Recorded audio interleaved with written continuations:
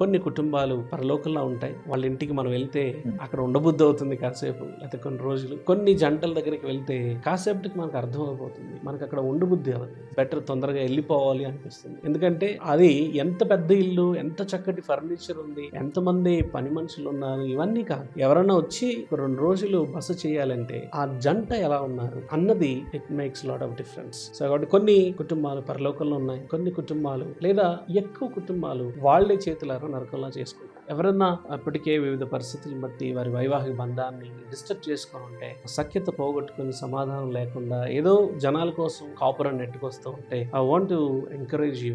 ఏదైతే వారు ఏదైనా పోగొట్టుకున్నారో దాన్ని తిరిగి ఇవ్వడానికే కదా ప్రభు శరీరధారి అయి భూమి మీదకి వచ్చింది. కాబట్టి ఆయన్ని కనీసం ఒకరు, ఇద్దరిలో కనీసం భార్య గాని భర్త గాని ఒకరు ప్రభువుని అంగీకరించి ఆయన్ని ఆశ్రయించి ఆయన్ని కనుక మన గృహాల్లోనికి ఆహ్వానించగలిగితే